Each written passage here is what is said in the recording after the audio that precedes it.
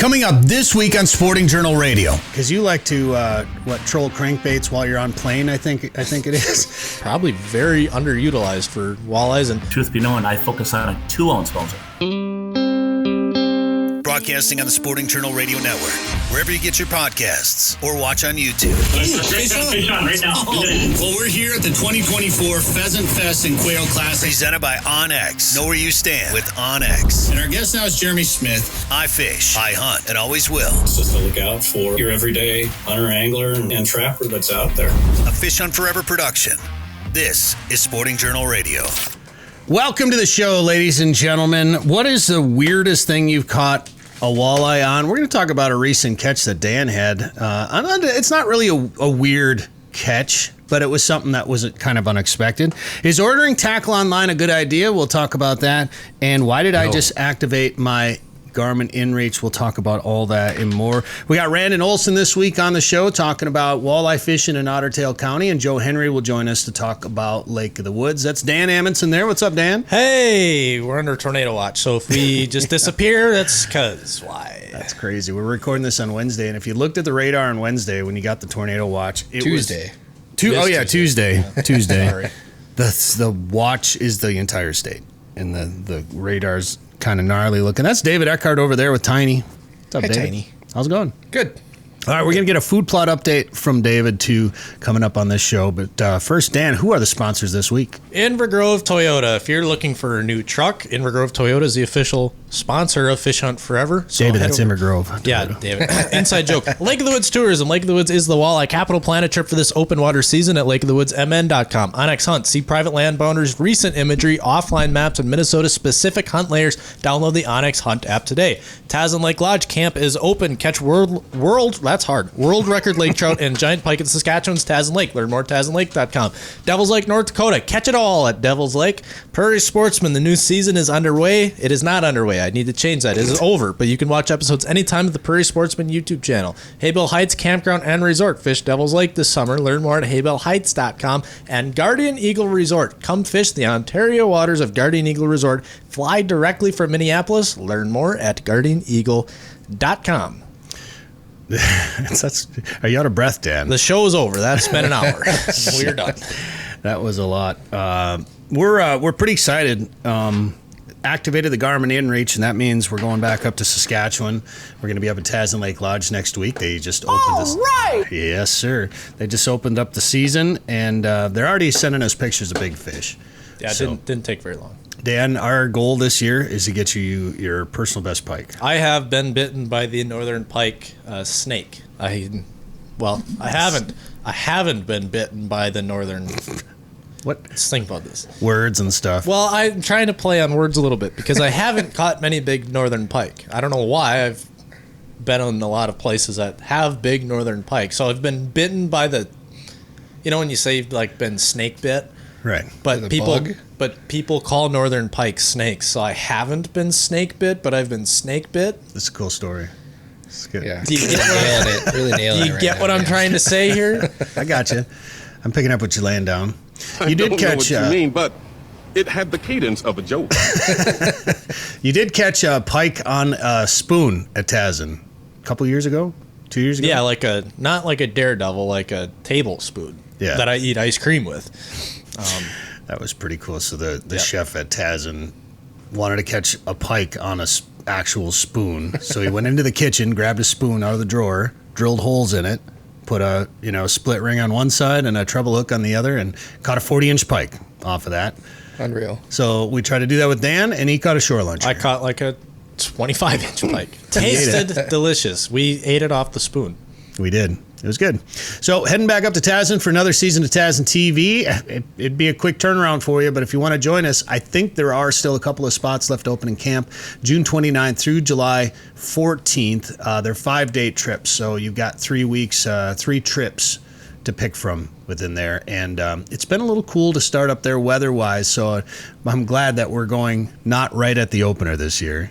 But in a couple of weeks when things should warm up a little bit. But they're catching big fish. The lake trout don't really care. You always catch big fish at Tazin. Doesn't matter the time of year. So we've been walleye. Well, I should clarify, Dan. We've been bass fishing lately. You bet.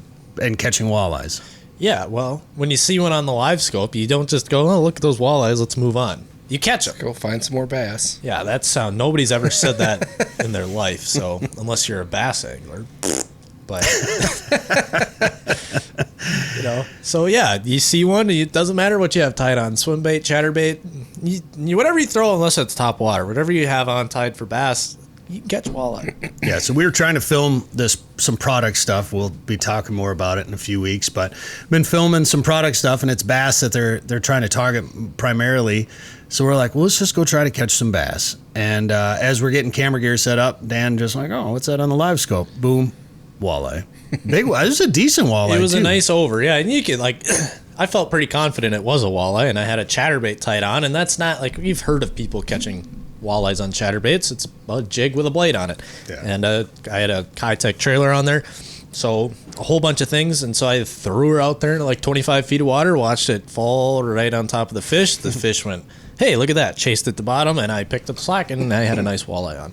But it really does make sense. I mean, I think they're cool because they show up on forward-facing sonar really well. You have a swim bait on there, so basically you have a swim bait and a blade and a big loud jig. It's going to get the attention of any fish in the area. It's easy to see, and you can cast it a mile. You could fish it shallow. You can fish it deep. Kind of a really fun bait, unique bait, and probably very underutilized for walleyes. And it seems like if you catch a walleye on one, it's a big one. I don't know. I threw that into a bunch of schools of small walleyes, and they didn't really seem interested. Well, then we needed one more smallmouth, and we had weather coming. We could see rain off in the distance. We were getting chased off the lake, so we needed one more smallmouth for some of this footage, and we could not catch one. And I think you lost one. Then you had one on halfway to the boat, came off. I had one on halfway to the boat, got up, jumped, spit the hook. Gotta keep your rod down. Right. So I think after a while we gave up and we're like, you know what? We got a little bit extra time. We see another school of walleyes on the live scope. I grabbed my walleye rod, actually Dan's walleye rod, and caught a smallmouth. That was kind of funny how it works out. It's like always that. when you always catch the opposite fish of what you're trying to catch. You're fishing for smallies, you catch walleyes. You switch over to walleyes, and you start catching smallies. Well, son of a gun, I'm going to become a big smallmouth angler. I remember, Dan, one time, I'm pretty sure it was me and you and probably my dad or your dad fishing. We were bass fishing, throwing spinner baits, and you caught like a 10.5 or 11-inch bluegill or something. Oh, that's right. I forgot about that. Yeah. That was fun. Tank. Yeah, I forgot about that. That was over in the old Wisconsin area. Mm-hmm. Mm-hmm. Yeah. Fun. Good time. So if you've caught a nice fish on a bait that was targeting a different kind of fish, comment below. Tell us about it. If you're watching this on YouTube, thank you very much. Make sure you like and subscribe and share this with your friends. Got a lot to talk about this week. First, I want to tell you about Inver Grove Toyota, however, where right now you can get $500 additional trade-in allowance and $250 off the lowest advertised price for the summer. So like our Toyota Tundra, if you want to look at Toyota Tundras that they've got there, they've got Toyota Tacomas, they've got Camrys, Highlanders, all sorts of nice Toyota new and used vehicles there, and we can help you save some money. So if you want to get that $500 additional trade-in allowance and $250 off, you have to use the Fish Hunt Forever deal. Go to our website. Actually, probably look in the description here, or maybe, Daniel, I don't know if they put a card up here or down here. Anyway, we'll have a link directly to that page to take advantage of the Fish Hunt Forever deal at Inver Grove Toyota. And right now, Dan, if you're ready, we'll talk about videos to watch. Video of the week.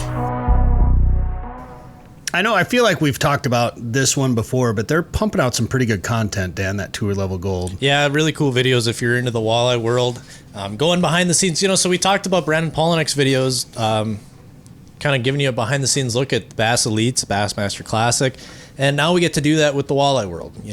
Sam Moore and his crew are doing a really, really nice job capturing the whole element of tournament walleye angling, the pre-fish, the preparation, guys traveling together, this and that. So really neat stuff, getting a behind-the-scenes look on how guys are catching them, what their thought process is. Obviously, you don't get all the nitty-gritty because there's tournament secrets. You don't want to spill all those onto the internet for everyone to see, but you get to see a lot of the decision-making, a lot of the discussions, the flat tires, the behind-the-scenes look of tournament angling. It's been a lot of fun, and this week they were videos from practice down in Red Wing. So always kind of fun when it feels like a little bit of a home water for some of us to see how things went down there. And we know the results of that tournament, but it'll be fun to see some of the in-boat stuff or out-boat stuff and behind-the-scenes discussions from that derby.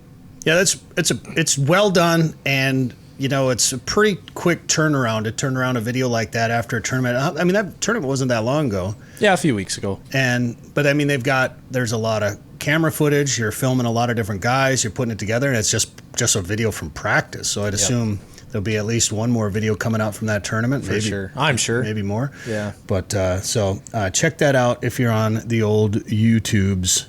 Look for if you're watching this, you're probably already watching Tour Level Gold and probably know about what we're talking about. I have seen that in some of our YouTube analytics and things your viewers are watching, other channels your viewers are watching, and Tour Level Gold. But big kudos to Sam Moore and his crew for continuing to do good work. Yep. Old Bemidji State graduate there. So. Oh yeah. Were you there when he was there? Nope, he was before me. Okay. Did you learn the same? You learn anything from him? Did he take like the same class as you did then? Probably. I see where this is going. Time to up your game a little, Dan. No, you're doing a good job. We do what we can here, too. We've got some new videos coming out to the Fish Hunt Forever YouTube channel. Make sure you subscribe to that. And, of course, we're going to be focused on filming our gold level status fishing YouTube channel. We're platinum. Tazin TV, check it out at the Tazin Lake Lodge YouTube channel, and a whole new season getting filmed here coming up next week, I suppose we're going up. Pretty excited about it. And then, of course, we're coming back. I just want to mention this real quick. If you are, Sam or somebody else in the outdoor industry, looking to do some more networking with other like-minded professionals in the outdoor industry, check out AGLOW, the Association of Great Lakes Outdoor Writers. We'll be at Kentucky Lake this year, Dan. Yeah. And speaking of that, X, I'm pretty sure last year's scholarship winner, Zach Tupper, is interning with More Media. So sure. Maybe he'll rope them in and have them all join AGLOW. Be kind of fun. Yeah, absolutely. So check it out at aglowoutdoors.com. We're going to take a quick break. We'll come back. We'll talk about should you order tackle online and what issues we've had, what issues may have you had ordering tackle online. All that coming up, plus Joe Henry and Randon Olson on the way. If you want to catch a big walleye, go where the big walleyes are.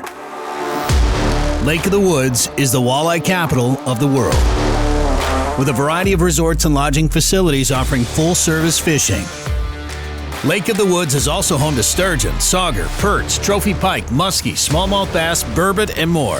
Plan your trip to Lake of the Woods today. Go to lakeofthewoodsmn.com. That's lakeofthewoodsmn.com.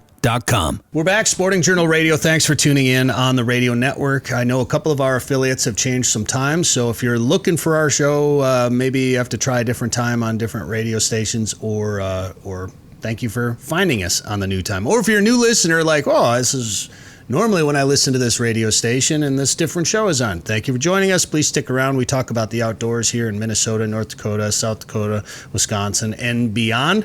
I'm Bret Amundson. Dan Amundson and David Eckhardt are with us right now. And David, I want to talk to you about food plots here in just a second. But before we do that, I ordered some stuff the other day. Savage makes these burbot tubes. Did you look at these things? No, I haven't looked at them yet. For Tazin, I think for lake trout, these things are going to be unreal, hopefully. So I ordered some from, you know how it is now online when you order things, if, some of the bit like Shields or whatever doesn't have them in stock, you can find some. I picture it as a small mom and pop tackle shop, in some small town in the middle of Ohio or wherever. But they're probably a big outdoor, some of these are probably pretty big tackle shops wherever they're located. But I ordered some of these musky baits. Well, they're musky baits. We're going to use them for lake trout. And I got a notification that says UPS delivered, like the shipment has been delivered. So I was like, okay, I got nothing today. I waited a day, still had nothing. And then in the email, it said, if your items didn't arrive, click here. So I did that, and I emailed the store. I'm like, I never got anything. He's like, well, they're scheduled to come in 3 days from the post office. I'm like, well, wait a minute. UPS just told me they delivered them.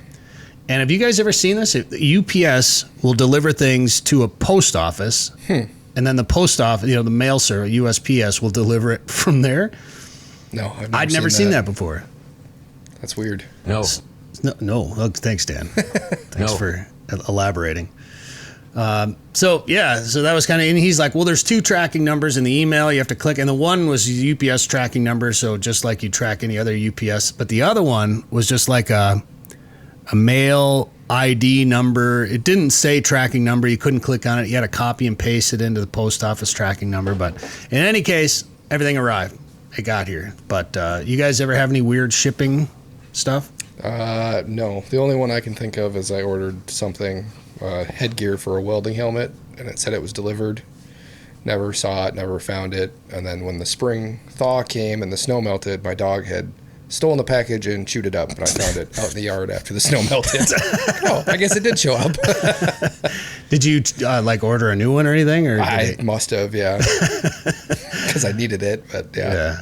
I think sunglasses work welding. I don't think you need the whole helmet. Yeah, for sure. You know, whatever. Not a big deal. What was there? Isn't there a Instagram reel going around where a guy was was filming on his phone or something? Like, he had his phone pointed somewhere. A guy was filming it, so he was watching his weld through his phone screen, so he didn't have to wear a helmet or something. You know what I'm talking about? I think I did see that. I don't think I've seen that one. It's a good idea, though. Yeah, sure. Redneck engineering right there. Whatever you got to do. I did order, and this was from one of the big, it wasn't Shields. I'm not going to name which place it was, but it was one of the big name outdoor stores out there. And I ordered some jigging wraps and some other stuff. And I opened up the box, and there was some packages of lures and stuff in there, and then some packing material, and then just a loose jigging wrap hooked into the packing material. Like, oh, okay. And I moved around a little bit more, and then there's another loose jigging wrap and a couple of empty boxes in there. They were kicking that one around the warehouse. Yeah, like half the time trying to open up those jigging wrap boxes, it takes you like a day and a half and 6 knives to get the thing out of there. They're covered in tape. But so anyway, that was kind of interesting. But can't find good help anywhere these days. No, including Sporting Journal Radio. Hey, real quick, I forgot to mention why I activated my Garmin inReach. It was because we're going to Tazin. I already talked about it. I think you did say that. Yeah, but I didn't say. I didn't bring out, because people might be like, why did he activate it? He never said why he activated it, but it was for Tazin. Anyway, TazinLake.com has all the info if you want to book. Did he not say that, David? I think he did. Yeah, I think you're. Well, what do you use it for when you're there? Well, we don't have cell service on the lake. Oh. So I have unlimited text messages as part of my inReach plan.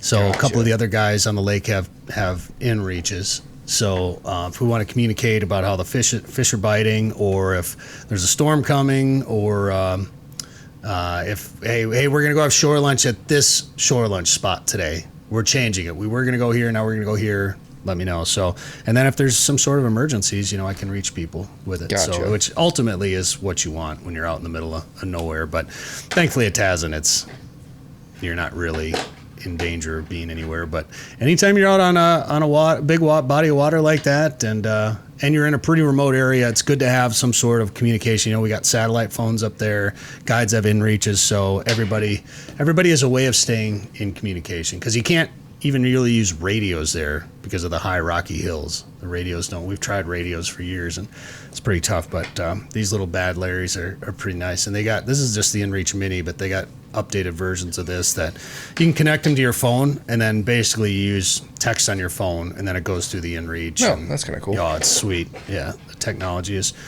pretty amazing. And David, I thought as a farmer, you're using a lot of GPSs to plant your crops, corn and beans and stuff like that. And I thought maybe, the food plots, maybe he's getting kind of technical with his food plots. But then I see you duct taping a light to your tractor and then ripping whatever it was, and then ripping around at 100 miles an hour to on the wheeler. And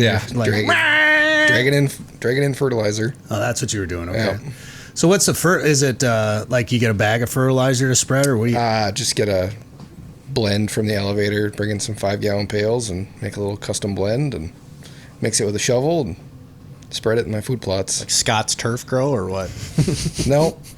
It's 50% urea and then urine? 25% each of the P and K. So. I think lime isn't lime. Oh, lime? jeez. Nope, I don't put lime down. Call Nate and Kelby. Another inside joke. That's a interview waiting to happen. We should have been filming that. You For weren't sure. even there. No, I It know did get that- filmed. Part of it is filmed, but it's definitely not airable. Not radio No. friendly. No, it's not. Not at all. But that's the hardest I've ever heard David Eckhardt laugh. So we've seen a pile of rain this year, Yeah. and then it seems like it's been drought or too wet or things like that. We saw that picture from, I think it was from around Hutchinson this week with that. It was a planter out in the middle of the field, and next thing you know, it's just like half underwader. Like I don't know if he got haven't seen that stuck one. out there I'll or find what, it. but see if Dan can dig it up. I think it was like I don't remember. Anyway, Maybe I can't find it. I'm in the place I thought I'd find it, and I'm not finding it. Son of a gun. Yeah, with all the rain, I was worried about getting food plots in on time, but we had a little break and got them all planted before this next batch of rain. And yeah, they're growing good now. Looks like it got deleted it from got the internet. deleted. Yeah, I'm looking it up here too. God dang it. Sorry, people. How are the crops doing? How are the food plots doing, David? They're doing good. Now we've had plenty of rain. So yeah, now I just got to keep on the weed control and Yeah, how often do you spray? Depends. depends, yeah. The corn, I sprayed it once before planting and digging it up, kind of takes care of any new weeds that were coming. And now once the weeds get 6 inches tall, I'll hit them again before the corn gets too tall. So that digging and spreading fertilizer that you're doing on the wheeler, that was after you planted then? Before, Oh, it because was. my digger leaves it kind of lumpy, so Gotcha. the drag knocks So you it down, just it's not- planted then? Yeah, a week ago. Okay. Yep. Corn and beans and sorghum and Egyptian wheat for screens. And I hear the sorghum, for whatever reason I've heard, has been doing well, and I'm sure it varies on yeah, land to land, but the sorghum and the beans were up in 5 days. So, yeah, now if the deer don't mow it off before it gets a chance to get some food for them for the winter, we'll be in good shape. that's what it seems like. Follow with- the science. With the beans especially, I feel like they just Yeah, chow on those things as they're Yeah. coming up. I'm lucky if half my beans make it to fall.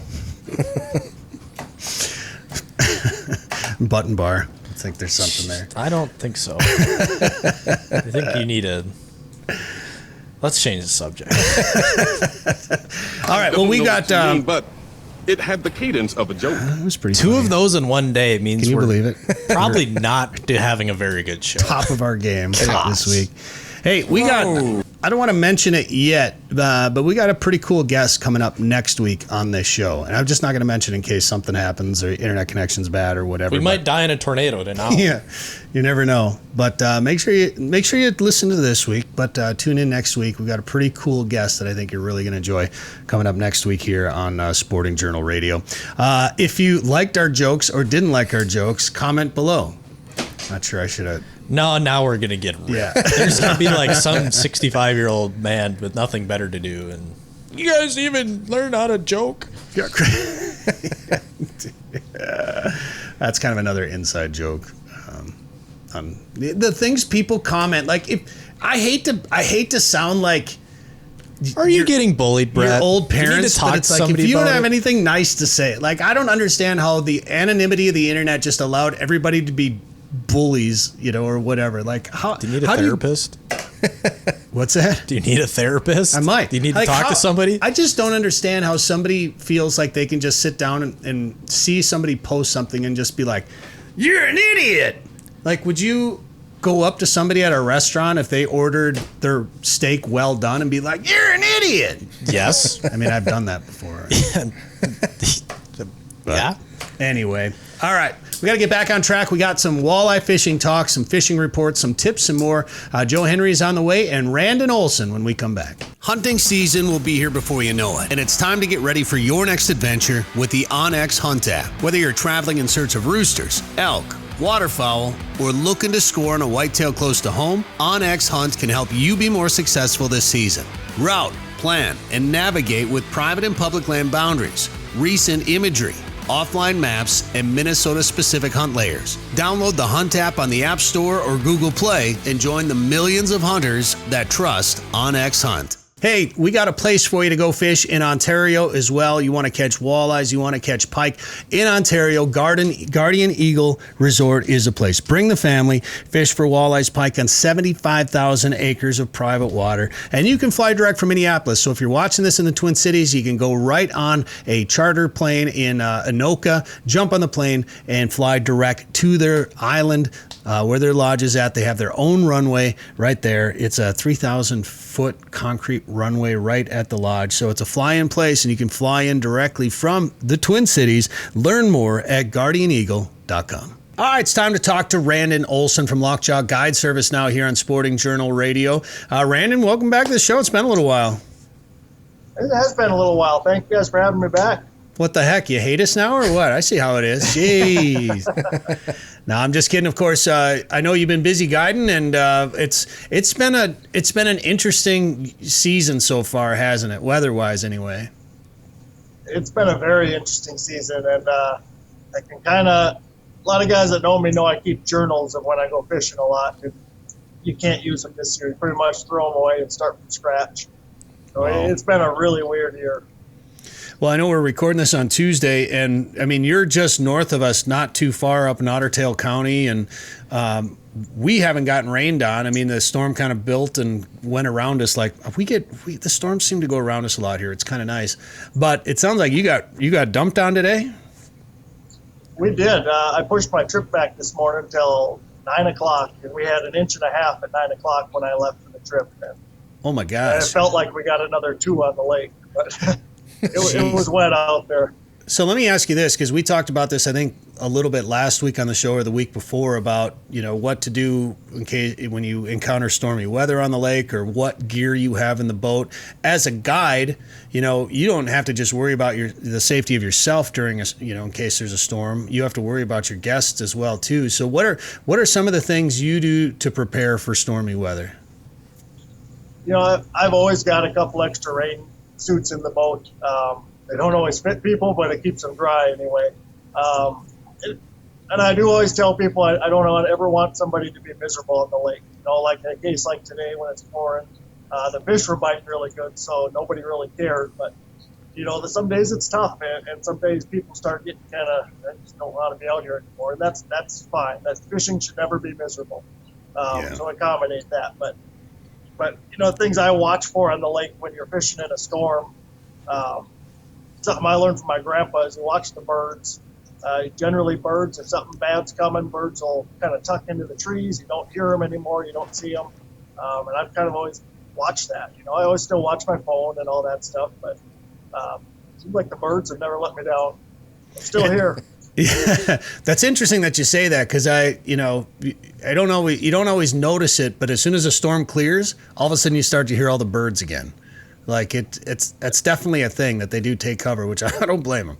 I'm not gonna lie, but and that's brilliant about having extra rain gear for your guests, and that's one thing. All it takes is getting caught in the rain without your gear once, and now that's my number one. Like when I go fishing, almost always bring the rain gear. Because it's inevitable. Even when the forecast is clear, it seems like once in a while, there's a rain cloud just above us right now for some reason. And if it's windy at all, you get wet from the waves. So it's kind of nice to have that, have something to keep you dry when you're out there anyway. But fishing and catching fish always makes it easier to put up with miserable weather. So yes, it does. 100% of the time. And fishing's been good? Fishing's been up and down. Most days are good. You got a few bad days mixed in there, and the bad days are pretty bad. It's kind of a feast or famine. A lot of the lakes I've been fishing around here, we've been fairly easily getting our limits each day, and we're catching some big fish right now, which is a lot of fun. I always love big fish. Anytime anybody calls and says I want to go catch a big fish, I get all giddy inside, ready to rock and roll. So. But fishing's been, and you can see in the pictures, we've been getting a lot of mixed bag stuff. A lot of bluegills are starting to really spawn out deep. A lot of these bluegills are 25, 30 foot. You pull them up and they're just chock full of eggs. So we're letting a lot of those go and stuff like that. But you're getting a lot of mixed bags right now. So this is a great time of year just to get out and catch some fish. Now, is that something where you're saying, hey, what do you guys want to catch today? We'll go target those. Or do you have some guests that say, I just want to catch fish. What's my best chance to catch a bunch of fish today? Oh, easily right now, outside weed line to deeper water. That kind of, depending on what lake you are, but that outside weed line, maybe 12 foot to about 25, 30 foot. And bottom bouncer and a crawler, you'll catch whatever you want to catch. Everything's kind of right there right now. If you get a lot of wind, I pull up shallow, but everything's so focused on those weeds right now that it's pretty easy going, at least to find them. Getting them to bite can be a different story sometimes. And at what point in the summer do you start? Because you like to troll crankbaits while you're on plane. I think it is. you like to go fast. At what point do you start changing up tactics a little bit and maybe speeding things up? Right when that water gets about 70, and we're close. I'm seeing 67, 68s now. When that water hits 70, that metabolism spikes up a little bit, and those fish got to eat. So that's when I really start pulling baits fast.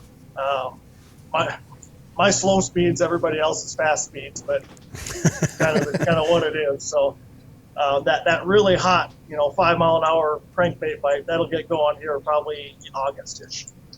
We got to get some warm weather for that to happen, but should be able to get them pulling at about 3 here anytime now. Yeah, I don't really want to complain about not having, because it seems like the last few years, as soon as it's summer, it's 90 every day for a while. Yeah. And we haven't quite had that this year, and I don't want to complain about it because I don't like it when it gets to be 90 degrees, but it's been really wet and stormy, and we got flood warnings. I know like portions of the Minnesota River are going to be pretty sketchy now with high water and things like that. So do you guys have a lot of water up there then? Are the lakes high? We're back to normal now, which is really nice because we fluctuated so much. At least I think we're back at normal. Finally, I mean, my garden soaks in the water as fast as it comes down, so we're still soaking it up like crazy. But lakes are doing well. I haven't hit my prop at all this year, which is amazing. So yeah, I think we're back to normal. I think we're about done with the rain though. I think we can hold off for a while now. Yeah. Well, it doesn't sound like it doesn't sound like Mother Nature has the same plans. Coming down right now at the SJR studios. Is it raining here now? It sure is. Yeah. Yep. Shocker. Yeah. Well, I want to congratulate you on your tournament win recently. We haven't talked to you since you won the Minnesota Fishing Challenge, Randon. Yeah, it wasn't planned to go into the bass division, but that's just kind of the way it worked out. So sometimes that's the way fishing is. But that was a lot of fun, and if you've never fished that tournament before, it's an amazing tournament. It's a whole charity tournament for Minnesota Adult Teen Challenge. 100% of the proceeds go to them, so they can stay in the programs and do all that good stuff. But it's such a fun tournament. You go out fishing, and if you catch 3 nice bass, you enter the bass division. Only catch a couple nice northerns, go to the northern division. So it's a really cool format. So how does that work then? Is there a winner for each division then, or is there an overall winner, or how does it work? Yeah, there's 5 divisions. You've got a walleye division, bass, pike, panfish, and then mixed bag. And you get a winner for each division. So you guys won the bass division then. And did I see a rock bass in that picture? Rock bass are legendary at the Teen Challenge. They're your kicker fish. So you get to throw that into any bag you want. Is that what we were just talking about? We were, yeah. I was telling him about Mike and Adam's bag. I tell you what, I've never been so excited to catch rock bass. We went pre-fishing for that the day before the tournament, and we went to go look for rock bass. And that was probably the funnest 3 hours of my whole summer so far. Well, he said that's what they targeted all day was the rock bass. And then they didn't bring him in. They didn't bring him in because he thought he misread the panfish rules. Whoops! And they had caught nice fish. Yeah, he right? said they had a whole bag of nice rock bass. Jeez. Which is weird to say. An Iowa fish fry. Yeah, that's right. That was this year. Yeah. So, Rand, did you tell him rock bass weren't legal? Is that how you ended up winning the tournament here? I don't know. Skullduggery at the team That challenge. was hilarious. Well, that is such a great tournament. You kind of nailed it. Like, what a great cause and just a great event. It's been going for a long, long time. And you've fished it for a long time, too, haven't you? This was my third year now. Oh, only third year. Oh, okay. The third year, yep. The Brewer Agri guys fished it a couple years longer than I did out of Fargo, but this was my third year. And so far, we won the walleye division last year, and we won the bass this year. First year, I think we ended up like fifth. So we got a good track record going. Got her dialed in. I thought so. Before we had you on, Dan and I were talking about that, and Dan's like, didn't he win it this year? I'm like, I think he won it last year. So you won it both years, just different divisions. That's awesome. We decided we're coming for you next year. That's right. David and I are in. Yeah. Rock bass aficionados over here. Bring it on. Bring it on. That's cool. You got any other tournament plans at all in the future? I'm headed to the Graha next week. What's Super that? excited about that one. The Graha is up on Lake Pokegama. Big, giant tournament. I mean, John Hoyer won it last year. A bunch of those guys come down just to fish that one. Big payout. I think it's like 18 grand to win it. Oh. So that's going to be a really fun time. That is a big one then, I guess. Hoyer must have just got lucky. He's not really good angler. I don't know. He's Pretty mediocre. yeah. Well, that's cool, man. I figured if he could win it, maybe I have a chance. Well, good luck with everything. You got openings if people want to jump in a boat and hire you as a guide this summer? We do, yeah. We got some openings in July and August, and easiest way is just to give me a call at 218-640-0158. Otherwise, you can find us at Facebook or lockjawguideservice.com. All right, Randon Olson, thanks for the time. Good luck the rest of the summer, and good luck in that tournament. Thank you, guys. I appreciate it. All right, if you're looking for a world-class walleye fishing destination this summer, check out Devil's Lake, North Dakota, where the walleye bite remains strong even through the dog days of summer. Visit devilslakend.com to learn more and to get your trip planned. Now is the time to start thinking about chasing big walleyes on Devil's Lake. Get on the fish at Haybale Heights Campground and Resort. Haybale Heights makes it easy for you to make memories on legendary Devil's Lake with guided fishing and lodging packages. Or bring your own boat and rent one of their cabins on East Bay. Haybale Heights offers a private marina, fish cleaning station, and the opportunity to relax and enjoy your bucket list trip to Devil's Lake, North Dakota. To book your trip, visit haybaleheights.com. That's haybaleheights.com. All right, Joe Henry joins us from Lake of the Woods Tourism now to talk walleyes, fishing, Lake of the Woods, and more. Joe, how you doing? Hey, Bret, I'm doing excellent. Thanks, buddy. How are things going up at Lake of the Woods? What are conditions like up there right now? Yeah, things are really good. It's interesting because, based on where things are seasonally every year, I mean, there's fish patterns, Bret, on Lake of the Woods, right? And we kind of know what those fish patterns are. But every year, things are just a little different based on, did we have a cold spring or a warm spring? Did we get a lot of rain? Is water high? Is water low? When are the hatches happening? There's so many different nuances. And that's one of the things that with Mother Nature that makes, I guess, fishing and just the whole discussion about what are the walleyes doing and where people catch them so very interesting. Give an example. I mean, fish have been being caught anywhere from 20 to 26 feet of water. Some people are getting them jigging, anchored up and jigging over the side of the boat. Still, that'll start to come to a halt for the most part. At least it will in the big basin, up in the angle and the structure where they more fish spot on a spot, for instance. That'll keep rolling all summer long.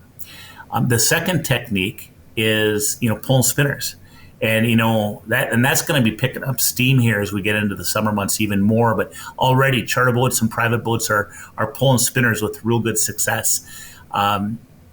The other thing that's interesting is there was a bite this week that popped up in about 5 to 10 feet of water along shore, along the south end, and a couple spots up in the angle as well. And, when that's happening, a lot of times what that is might be shiners are spawning in the sand or whatever.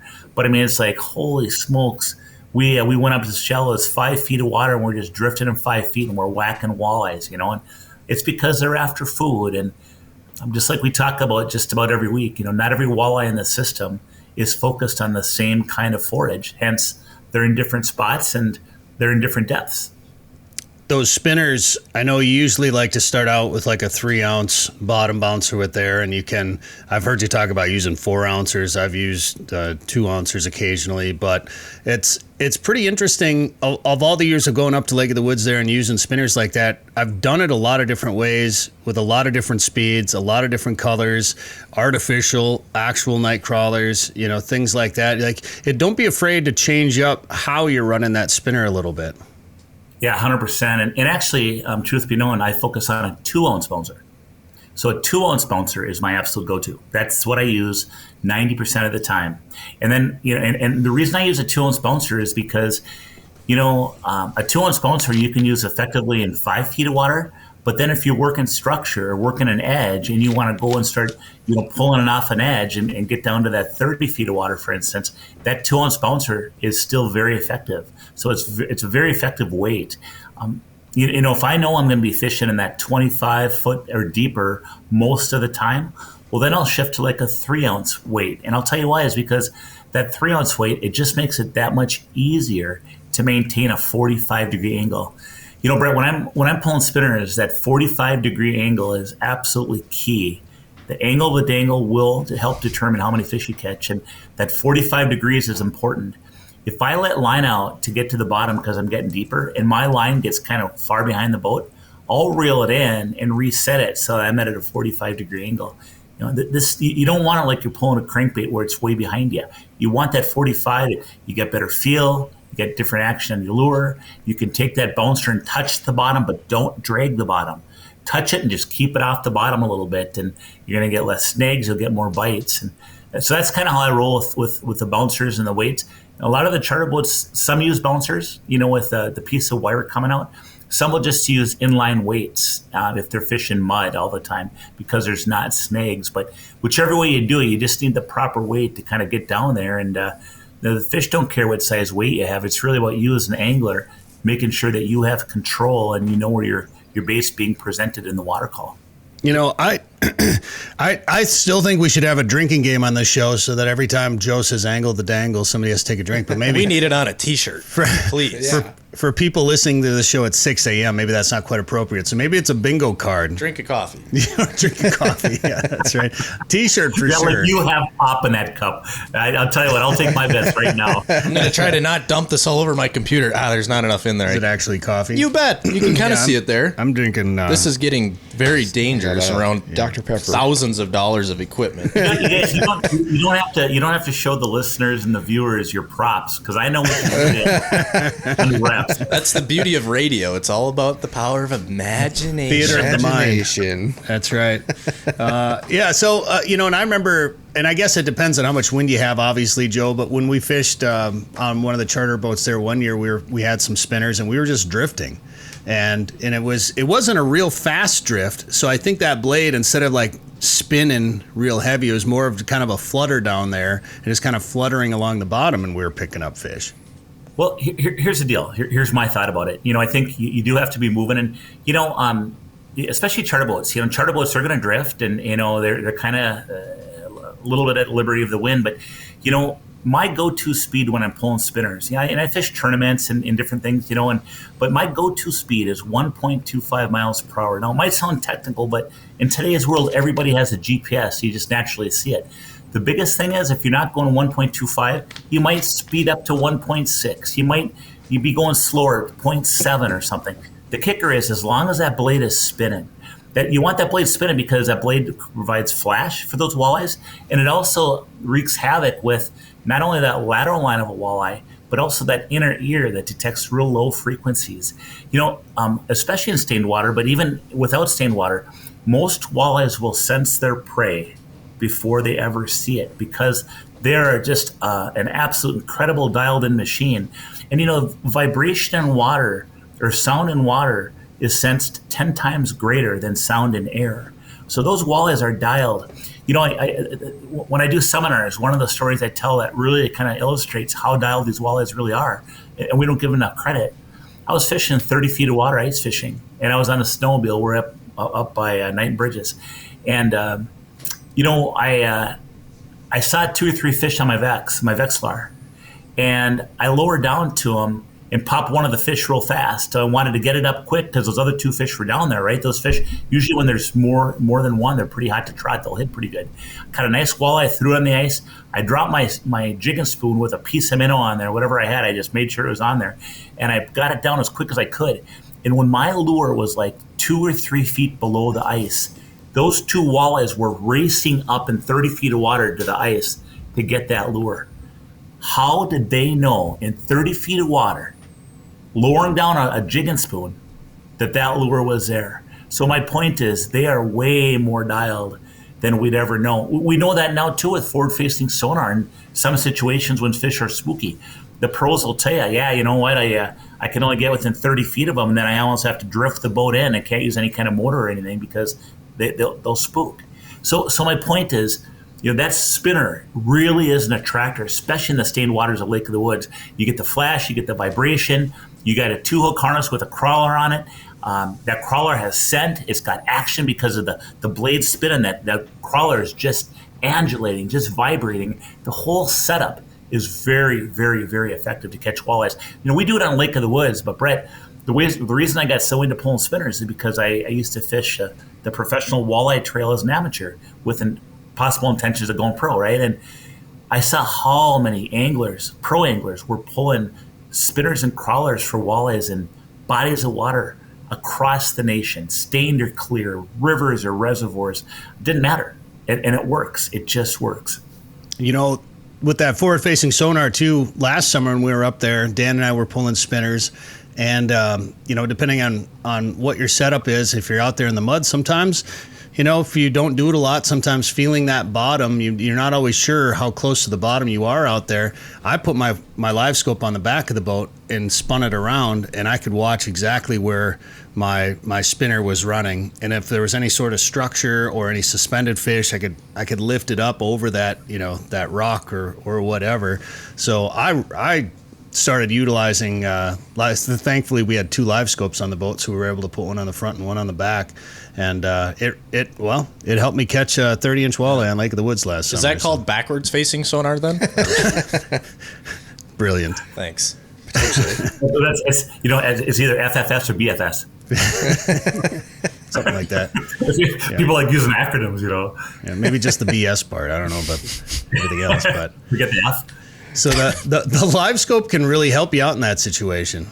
It can help you out, and but you at the same time though, I want to dummy it down for the average angler that doesn't have live scope or forward-facing sonar or a backward-facing sonar. BFS, yeah.